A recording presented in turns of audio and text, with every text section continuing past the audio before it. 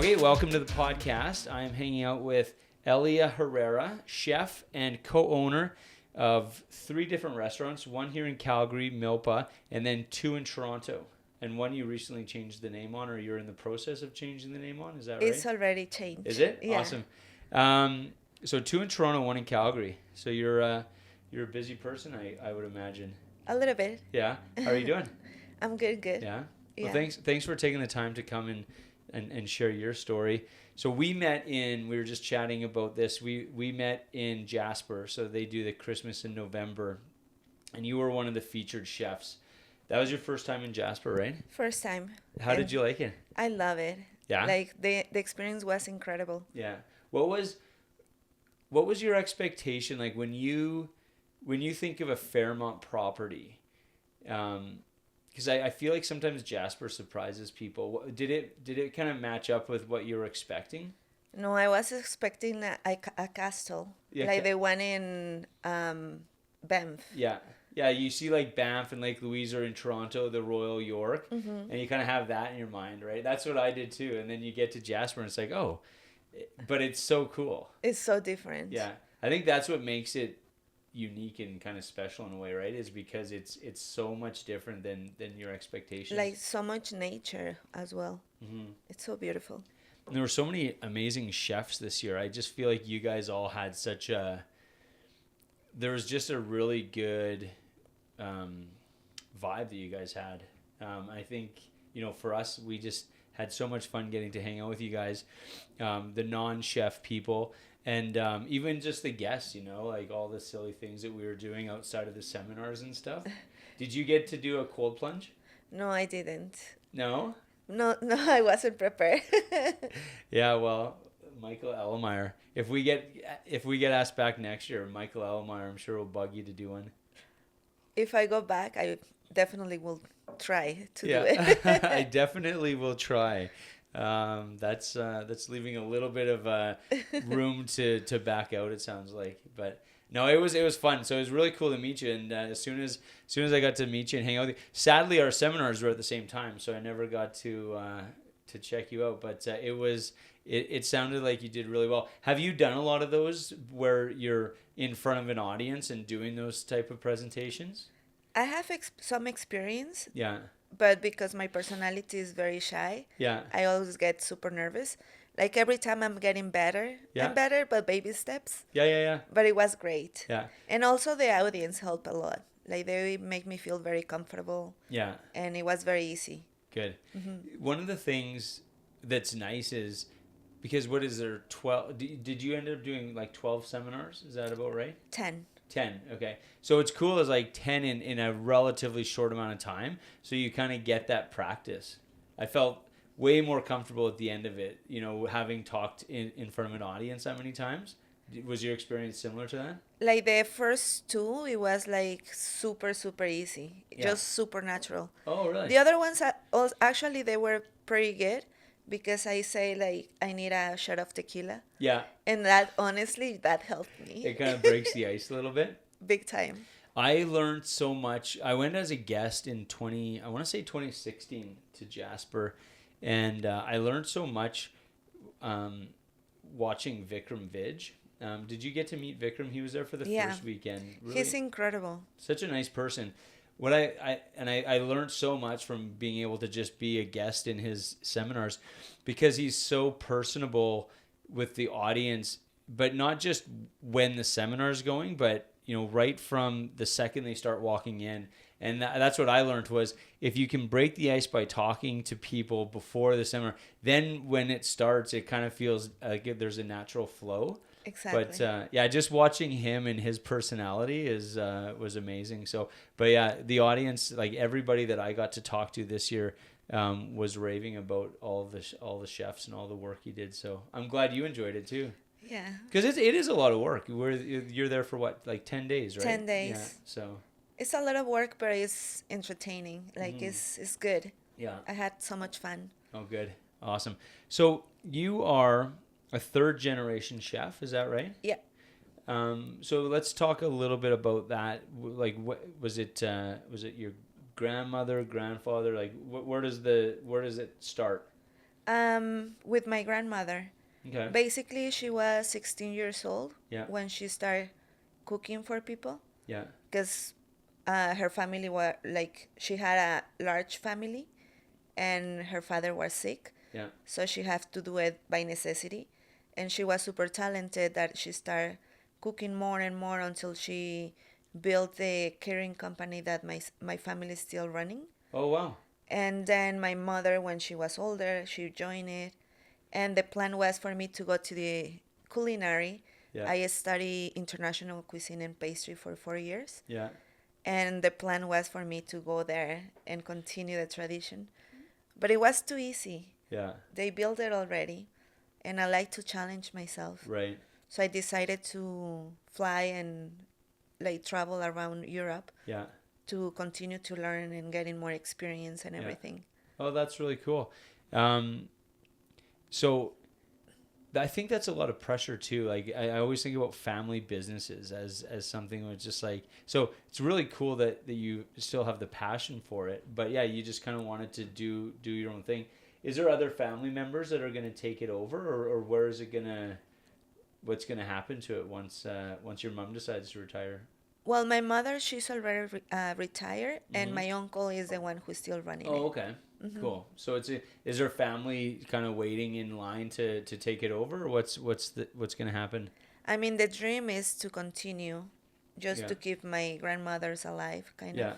Yeah. That's so, awesome. I don't know, like, you never know. Yeah. So your earliest memories, I'm always curious about, because I've never been a chef. I've never worked in a kitchen. So when I watch you guys, and doing what you do and the passion that you guys have for it, I'm always curious where that comes from. So do you have some like early, childhood memories and do you have a memory of when you first realized this is what I want to do? Yeah, basically I grew up in the kitchen. Yeah. Always like working with my grandmother or my mom.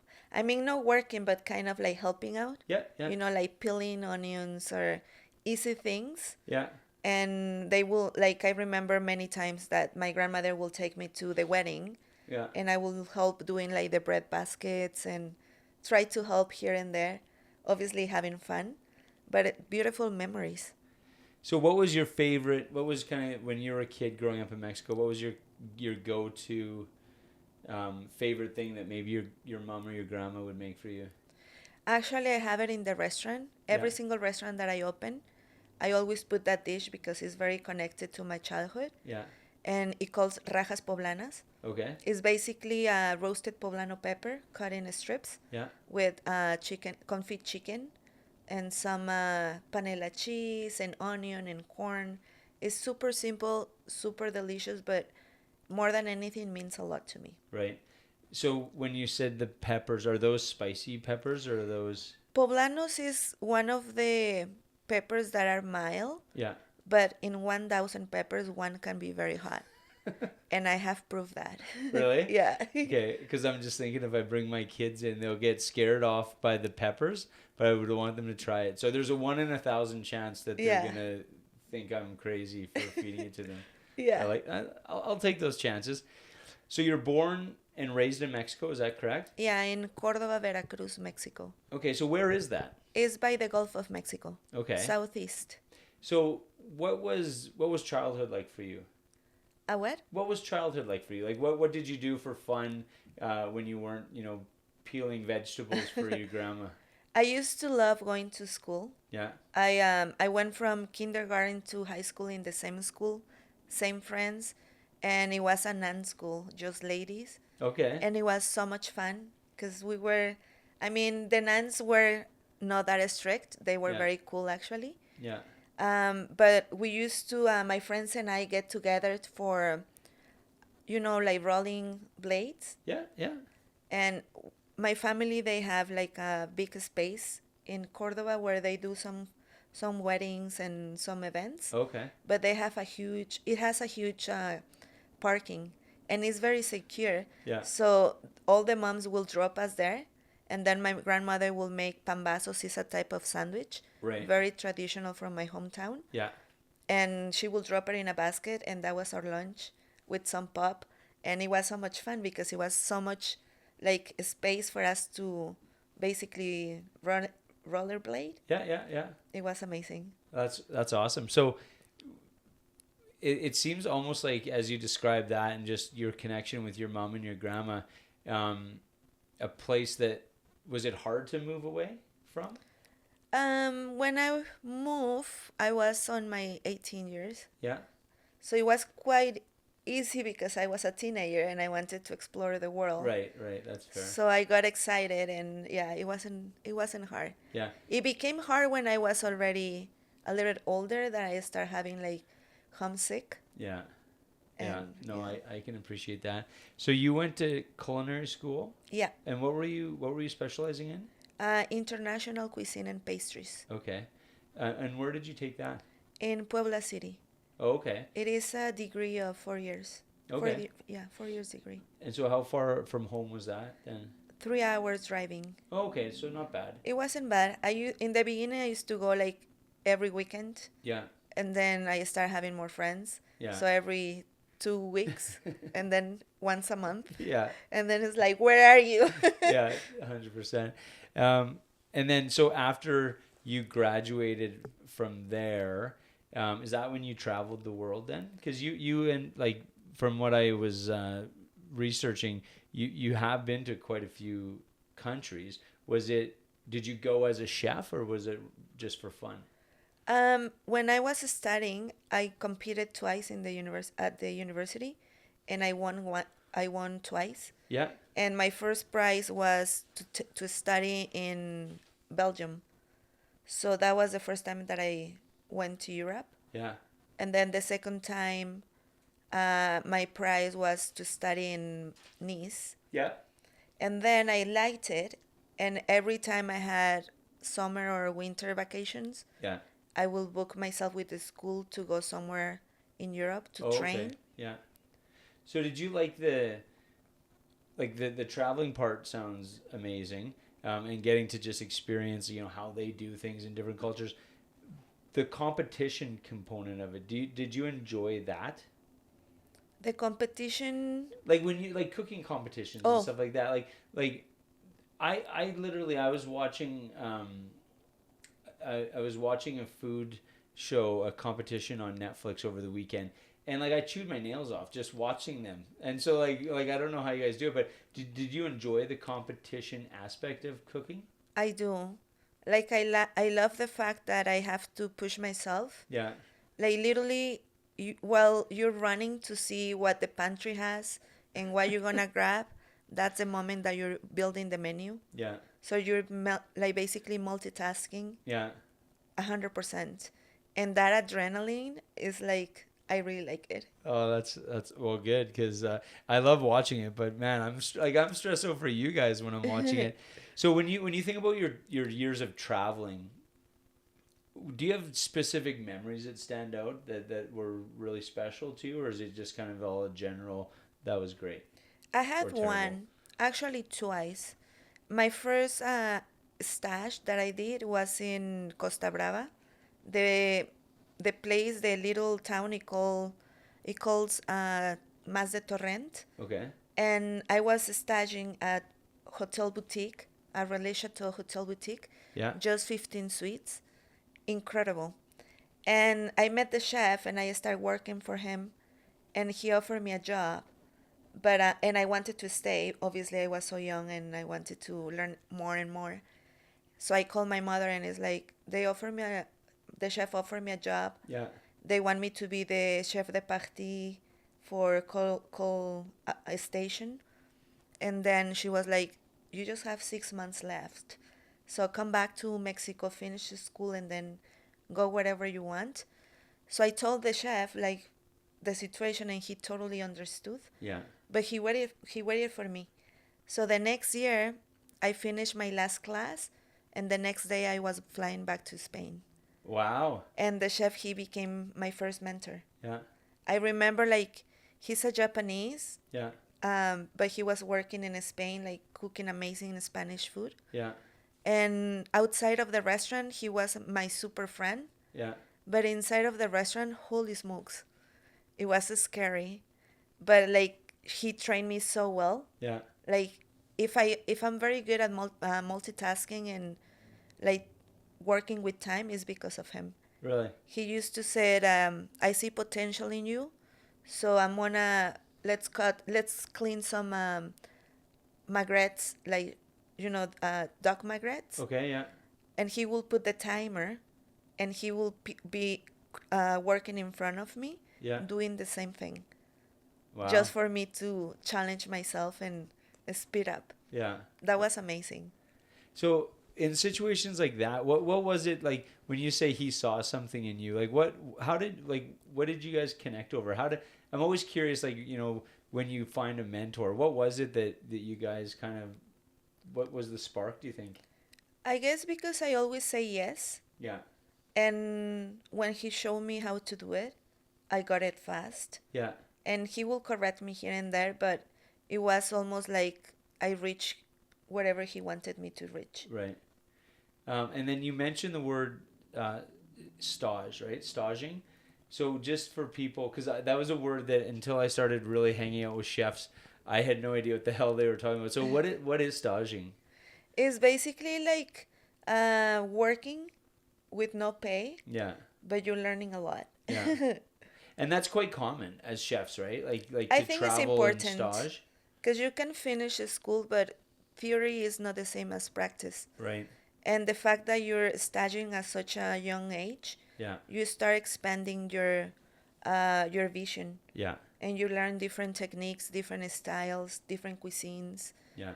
Is I think every single cook should do that. Yeah. It's very important.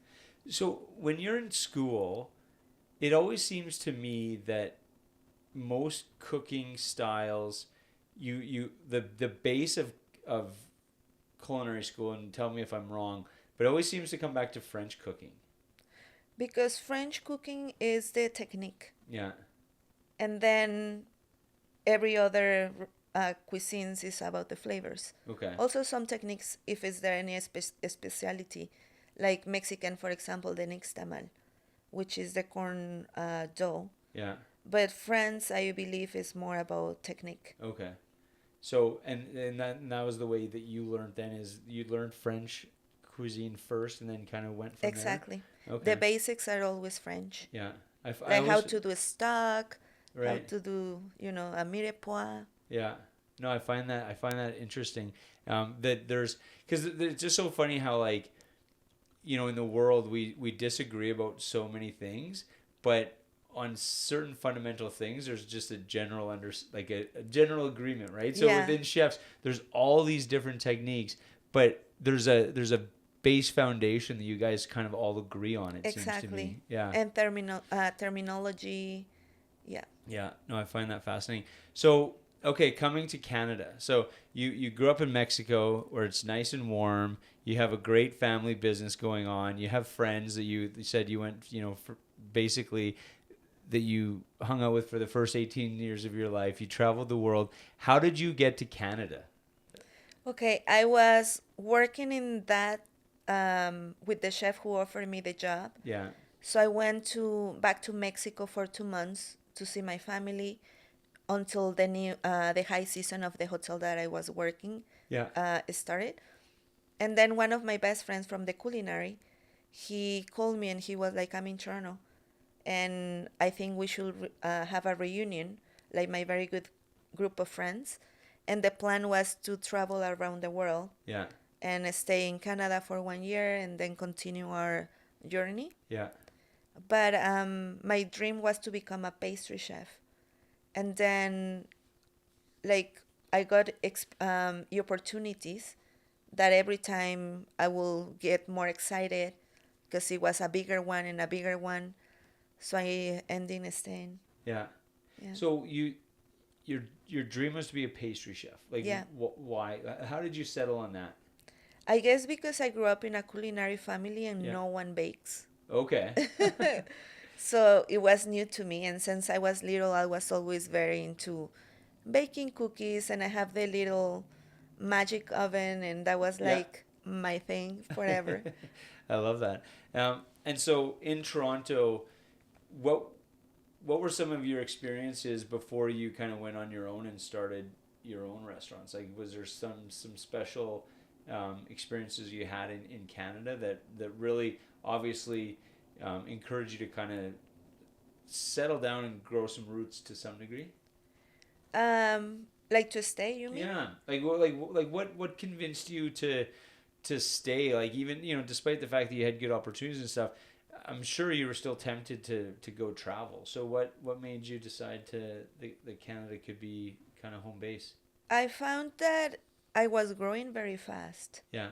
Like, I don't know if I was not jumping very fast from job to job, Right. but every year I had a better opportunity. Okay. So I was escalating my career in a very fast speed, Right. in a good way. Yeah. And also I love Canada. People always treated me very, very nicely. So I liked it. Yeah. So your grandma was effectively, she was very much an entrepreneur, Yeah, right? she was. So did you always have that as an inspiration, or a thought that you would want to be an entrepreneur as well someday? Like, what made you go from, because I would imagine that there's some comfort in working in a restaurant that maybe someone else owns, because they get to deal with the stress of the business and you can kind of focus on the kitchen. What made you want to kind of be an entrepreneur and go out on your own? I have always had that mentality since I was a kid. Yeah. Like my grandmother, she raised me, so I guess I learned from her. Yeah. I remember like I used to buy candies at the store Yeah. and then sell it with my neighbors.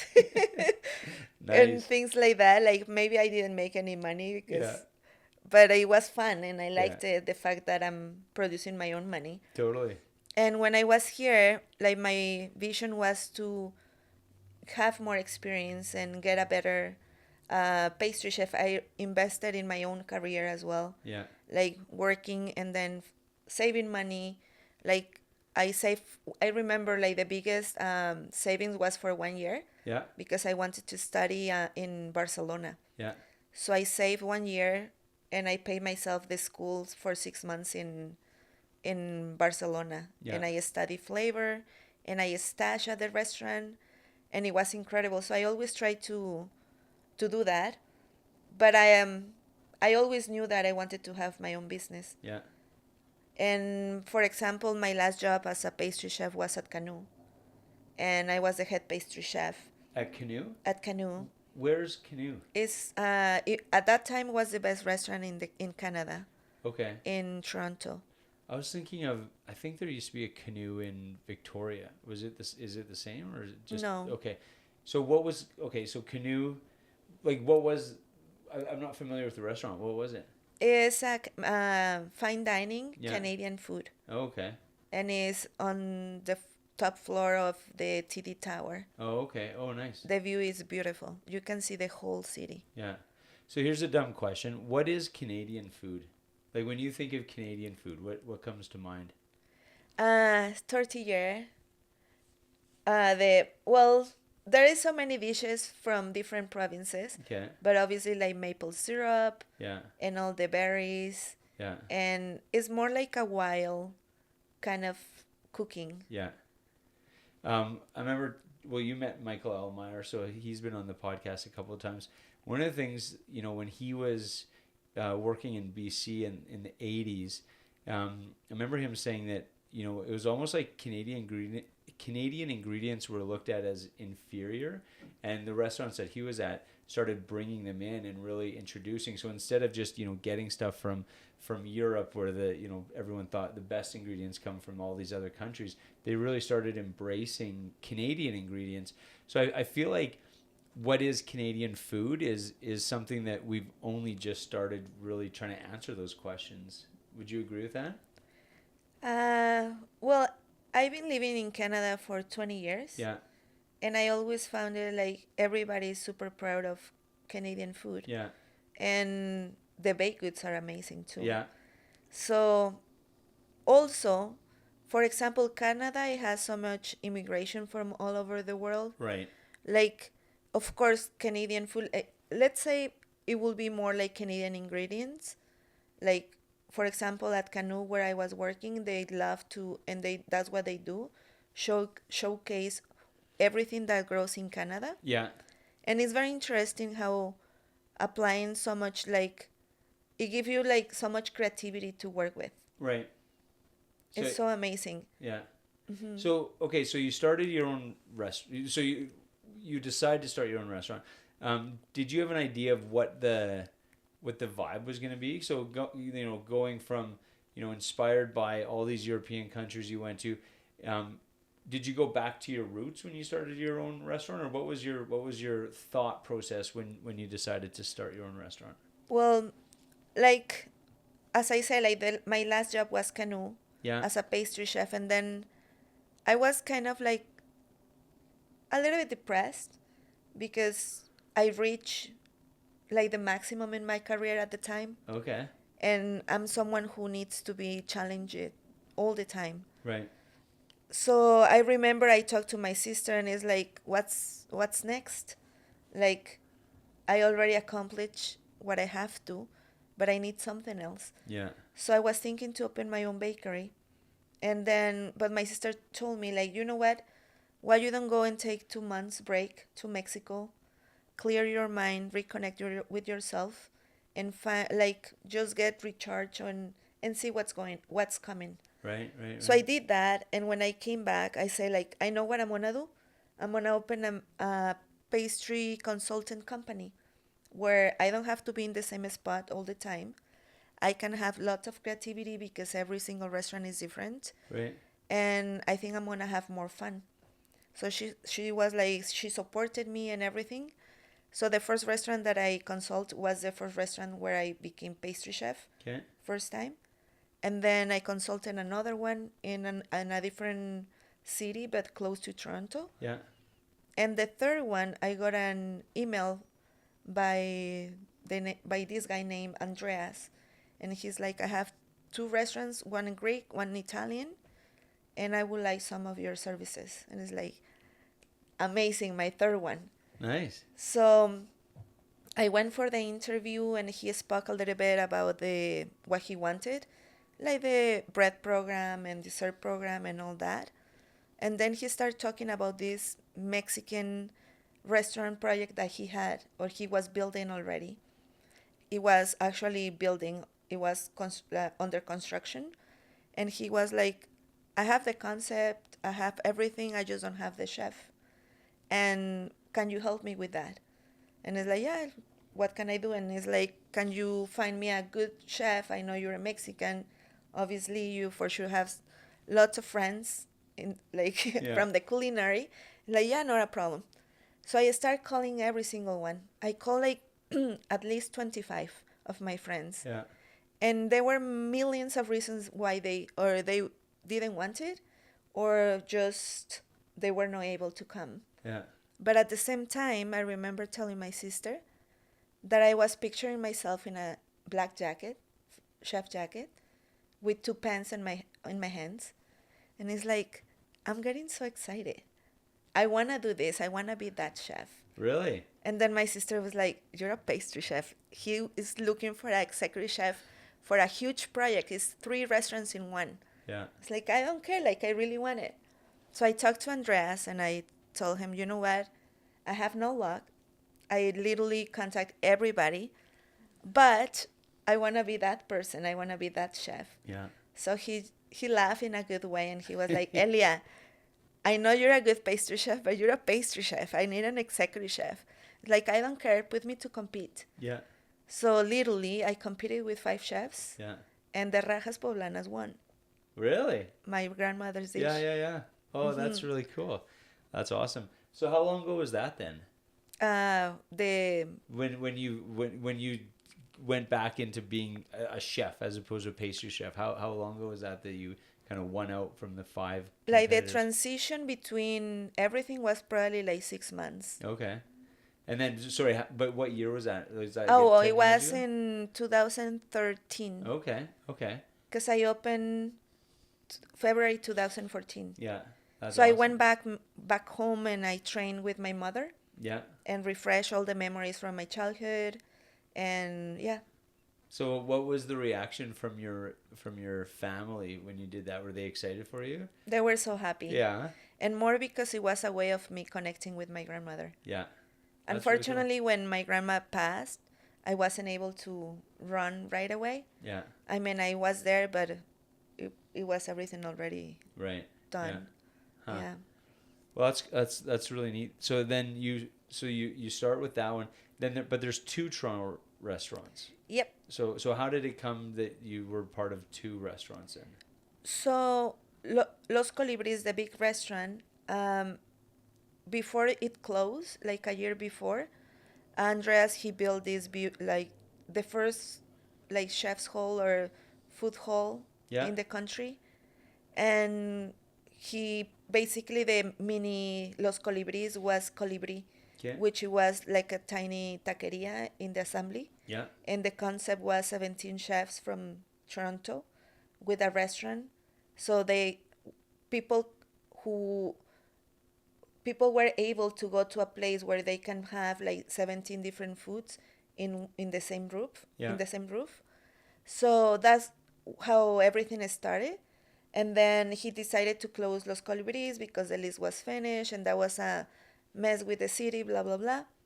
But he was like, you wanna buy me Colibri? Yeah. And it's like, okay, yes. So I bought Colibri from him, and that's how I started as an independent. Wow, that's cool. And then the second one, and I'm gonna butcher the pronunciation, but Tecolote. Tecolote. So what's the story behind that one then? Tecolote basically means owl, Okay. and in Spanish, tecolote is búho, but in Nahuatl, it calls tecolote. And the owl was my grandmother's favorite bird. Oh, okay. She always said, like, if someone will give her a búho or a owl, it will bring luck to her, and she will have a huge wedding or anniversary or something like that. Yeah. So she used to have a collection, and my sister and I one day we decided to open or create a hot sauce line of hot sauces, and we call it Tecolote. And then we had the opportunity to open a small restaurant that with the same name. That's cool. So you mentioned your sister a couple of times. So younger or older than you? Younger, 2 years. And have you guys always been close? Yeah, she's my best friend. Yeah. Mm-hmm. So when did she move to Canada? She moved a year after me. Okay. She came for a study. Yeah. And she liked it. Yeah. And so she's your business partner as well? Yeah. Okay, so she kind of helps to run the two Toronto locations. And then why did you decide to come to Calgary? What's the story there? Because my businesses are great businesses. Yeah. Like very, very successful businesses. But as a chef, I needed something else. Like I miss my creativity, like, like doing like restaurant dishes. It's not the same as my taqueria. I mean, the tacos are amazing, but there is much I can do. Yeah. And when I met my business partner here, and he wanted a Mexican restaurant, I got very excited, and it's like, yeah, and also it's a different province, Right. which is gonna allow me to continue to grow. Wow. And then I visit Calgary, and I really love it. It's such an amazing city. And had you been to Calgary before? Long time ago, Yeah. I came because Canada Beef, they invited me to go to the beef plants and all that. Yeah. And I remembered I went to Lake Louise and everything. Yeah. It was very beautiful. Yeah. No. Yeah. I can. I'm always curious what was, because when you get to visit Alberta, what was it close to what you had imagined it would be, or what was your reaction? Because I know for me, the first time I got to spend time in Toronto, because you hear people talk shit back and forth about Calgary and Toronto and stuff. My first experience in Toronto was, I thought it was great. I went to Blue Jays games. I just walking around the city. It was a beautiful time of year. So I was very pleasantly surprised, and I love going back to Toronto anytime I can. What was your first reaction to, getting to visit Alberta and seeing Lake Louise and stuff like that? The mountains. Yeah, I fell in love with the mountains. yeah, The lakes are incredible. And something that I really, really love and appreciate here in Calgary is how sunny it is. yeah. Like, that is very important to me. Yeah, I don't think, and I didn't even realize that until recently. It's one of the most. It has the most bluebird days. I don't know what the stat is, but it's sunnier here more often than any other city in Calgary, or it's in the top. I Whatever, think it's 5 or number something. one. Is it? Yeah, Mm-hmm. yeah, yeah. And you don't realize that sometimes if you live here until you go to other places and you don't see the sun for a week. It's like, what the hell is going on? Also, like, I like the Chinooks. Yeah. Like, Oh in the yeah. beginning, I was getting headaches, Yeah. but now I guess I'm used to it. Yeah. But I love it because it gives you a break. Totally. So I love winter. I love snow. I love the cold weather, but sometimes it can be a little bit rough. Yeah. So the fact that you have some breaks is incredible.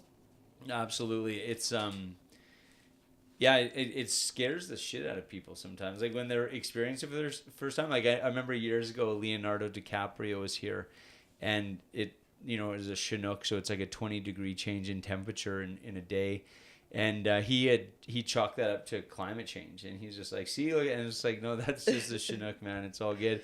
But I agree, it's nice. Like yesterday, we had a Chinook. It was like 17 degrees out in December. It's like, yeah, it's a nice break. Because some cities, I grew up I went to school in Edmonton, and I love Edmonton, but you just don't get that break. You don't get those Chinooks. Same as Winnipeg. Our friend Robin is from Winnipeg, and yeah, it's just like, once it's winter until whatever, March, April kind of thing. So yeah, the break is nice. So a couple of cool things that you've been a part of. So one was, a lot of cool things, but the two that I'm thinking of are the Top Chef Mexico and then Top Chef Canada. So you mentioned earlier that you do like, competitive cooking. So how did you get involved in Top Chef Mexico, and why did you decide to do it? I got an invitation to compete, and I was kind of nervous, but I was like, I like to be nervous anyhow. Yeah. So I decided to just do it. Yeah. You know what? I didn't even think twice. When I make decisions, I don't think. Right. I just do it. I go by my feeling. Right. I think if I take a little bit more time to rethink, I wouldn't do so many things. Right. Yeah. A friend of mine says paralysis by analysis. If you think about something too much, you stop and you don't do it. So thinking is important, but at a certain point you just got to do it, right? Yeah, because you can allow your fears to come up. Yeah. And then you end up doing nothing. Yeah. Well, yeah, because you start thinking about all the shit that could go wrong, and there's always stuff that can go wrong. So it's just like, but you can't let that stop you. So how was the experience? Like, just like I'm always curious on the back end. What does that look like? So, and we were talking about it a little bit before we started the podcast, but so you say yes. You're part of the group that's doing Top Chef Mexico. So what, you're stuck in a hotel for a month, and what's the process like? It's basically 3 weeks. Yeah. And I'm in a hotel room. Yeah. With just the competitors. I cannot talk to anybody. I don't have cell phone. I don't have music. I don't have TV. I don't have radio. I have nothing. No books, nothing. So it can be harsh. Yeah. Psychologically. Yeah. A little bit. But I learned a lot from my, now I call them friends because you build like everybody's in the same situation that you are. So we build a nice friendship. Yeah. And more than anything allows me to use my creativity on the spot. Yeah. Like on the fly. Yeah. Yeah, because you're basically given here's what you got to cook, or how does it work? Or here's they the present exactly how it is on TV. Yeah. Like there is literally no extra time. like they tell you what the challenge is going to be, Yeah. and when they say fire, it's literally fire. Yeah. And when the clock is done, like honestly, everything is so Yeah. precise. Wow. So how did you do in that one? I did very good. Yeah. I was on the top 3 multiple times, Okay. and then I went all the way to halfway. Oh, okay. Hmm. Nice. How many competitors do you remember? I believe was 12 or 14, Yeah. Sweet. something like that. And then so then you were saying that after that experience you said you'd never do it again. Yeah, no, I was super tired, super stressed, and I was like, never again. It was a great experience, but Yeah. that's it. But then a year later they ask you if you want to do Top Chef Canada. And Yeah. you're like, yeah, sure, let's do it. I didn't think I got just excited, Yeah. and it's like, okay. So how was that experience compared to Mexico? Like, was it a little bit like you kind of go in knowing what to expect? Does that make it easier? No, because it's totally different. Okay. All the challenges are different. Also, Mexico, it was very something that I really liked about the Mexican one is because it was very about Mexico, Right. and I learned more about my own culture Right. Right. and Right. my own country. Yeah. And the Canadian, it was more, yeah, well, obviously also Canadian and everything, but we were allowed to cook other cuisines as well. Yeah. Okay. And how does it? I don't know if this makes sense, but when you become a celebrity chef, people come. I'm assuming that people come into your restaurant, and if they've watched you on Top Chef Canada, they almost feel like they know you, right? In a way, does it change your relationship with guests in your restaurant? Like, do they feel? Because like I'll give you an example. I was watching Final Table over the weekend because I'm gonna be connecting with Darren, and after watching every episode, I felt like I knew him. You know what I mean? So how have you experienced that? I experienced it just like maybe brings you closer to people Okay. because there is now a connection. Right. And as soon as you're speaking or talking to the person, there is something to talk about. Yeah. Oh, and I watched this episode, and and they give you like their feedback and how they felt, and Yeah. if I made it or I didn't, and Yeah. how they felt, and it's great. Nice. As long as they're casting you as the nice person, like if they're editing it to make you look like a real asshole, then I guess it wouldn't be a good experience. But I can't imagine how they would have been able to cast you as anything. But You know what? I was very sensitive. I guess because of the stress that we are on. Like they will in the interviews, they will sorry, they will ask me something that has nothing to do for me to cry, right. and I will cry. Nice. So I cried a lot. Yeah. Yeah. But I'm sure it's also like it's stressful. I'm curious though, going back to Mexico, like why no books and stuff? It almost sounds like you're on like jury duty or something. Like, you know what I mean? You're like locked up and you're not allowed to, like, to interact with the outside world. Why do they do that? What I benefit is guess I guess it's for no distractions. that? Okay. They just Like want literally you're just into what you're doing. And how long are the days? Or is it long days for that? Very long. Is it? Like sometimes we were sleeping 2 hours Really? and then get up and go back to set. It's long hours. Wow. So, and is it so every day? Because the way we see it is like it's obviously every episode is almost like a new day. But do they ever film more than one episode in a day? It depends. Yeah. Because it was a 3 intense weeks. That's Very intense. I can't imagine. So have there been, as a result of that experience, has it opened doors or have you had new opportunities as a result of being on Top Chef? Yeah, definitely. Like it gave me tons of exposure and lots of followers. Yeah. It was a great experience. Cool. Overall. So if you get asked to do it again, would you do it again? Right now, I will say no, but Yeah. I don't know tomorrow. Yeah, totally.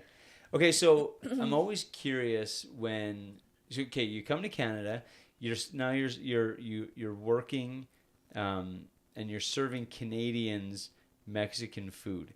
What do what did you see that, like, is there a disconnect between what Canadians thought was Mexican food and what you thought Mexican food is? Like, does that make sense? I think a lot of people probably think of like Taco Bell and Taco Time and all these kind of things. So did you and do you continue to have to educate people on what Mexican food is all about?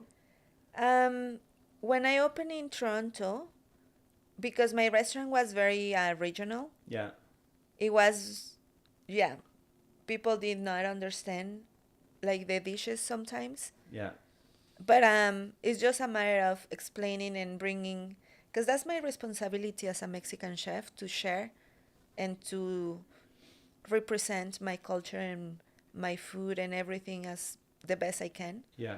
So then people start understanding the concept and the flavors and why is this, we call it chayote, which is a squash, and it's 99% water. It has a very subtle flavor, but more than flavor is sweetness. Okay. And I remember someone asked me like, why? Like, if it doesn't taste like, it tastes like nothing. What's the point?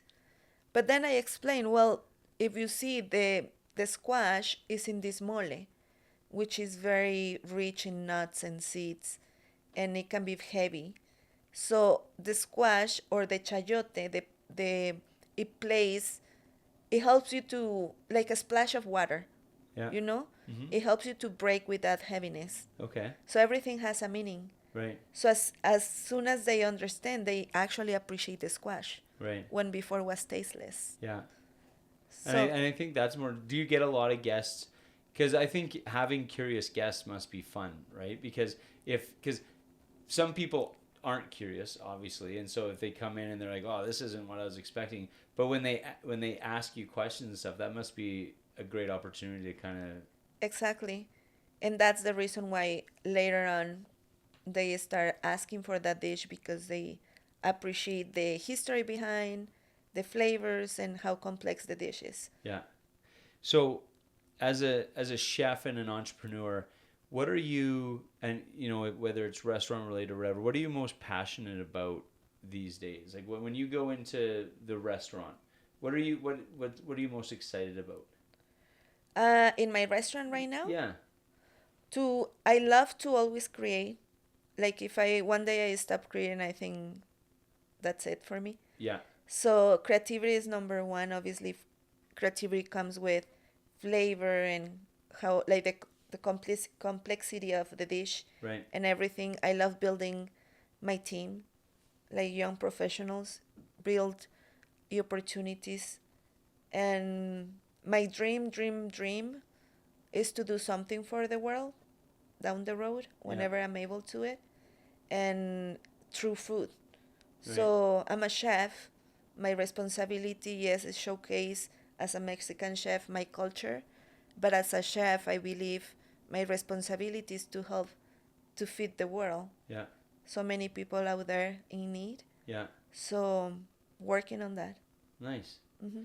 Um, One of the things, like, you think, I can't imagine, you're in Calgary, two of your restaurants are in Toronto, so you must have a really good team, and you're partnered with your sister on those, right? Yeah. So you must have a really good team to be able to do that.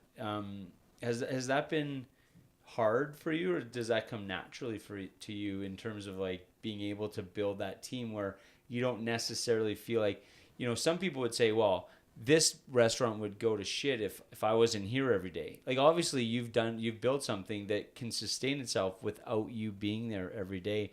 How do you do that? How do you build a culture that's able to sustain itself? Um, First of all, I think I'm super lucky Yeah. and blessed. Um, Always, I have the opportunity to work with good people, Mm-hmm. with loyal people, hard workers, and you build a relationship, and more than my workers become my family, Right. and they put their heart, and when I can taste that, on my food. It's reflected in my food. Yeah. So they become very like loyal. And also the way my sister and I we think is if they grow with us, they will always do their best. Yeah. Because I don't want to be paying 80% of their capacity. Yeah. I want the 100%. Right. And how do I get that? Share with them. Yeah. So we try to, two of our very loyal and key employees. Now they're like, hopefully, we're planning like by the spring to sign up the papers for them to be part of our restaurants as well as part owners. Oh, nice. Because everybody wants to be someone in life. Yeah. Everyone wants to have a nice life, a comfortable life, and grow. So if we understand that and it's just no me, me, me, me, Mm-hmm. then you grow even faster Yeah. and in a good way. Yeah. Mm-hmm. No, I agree 100%. You're taking, I think you said December 19th, you're leaving, you're going to go back to Mexico for 3 months. Yeah. Right? So again, going back to the idea that that you've built something where you can do that, get away. And you said you do that every 6-7 years kind of thing. You make a point of kind of stepping back and doing that. So what does that 3 months look like when you're in Mexico? Like, is your family going to make sure you're helping them out, or like what's the goal? What's the purpose of stepping away for 3 months? First of all is, of course, to be with my family, but importantly, to give a chance for myself to recharge. Yeah. It's not like I'm lost, but kind of like find myself again. Yeah. Like just work on myself and my well-being and my mental health. Nice. Because if I'm not good, obviously I'm not gonna be good, and anybody around me will be will be good. And yeah, it's just stepping back a little bit and go back to my roots, go back to myself, get ready for the next chapter. Yeah. Oh, good for you. I think that's it's a really important thing to do.